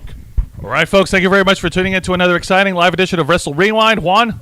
Vicente Guerrero, last thing on the chat, Gigi Dolan can't be booked too much like Marty Jannetty, as far as any reports go, to say she does not do Coca-Cola. Ha! Ha! Anyways, that'll do it for this week. I'm your host, Jose Casabona. That was Juan Arouse. And as of tonight, we believe in Joe Hendry.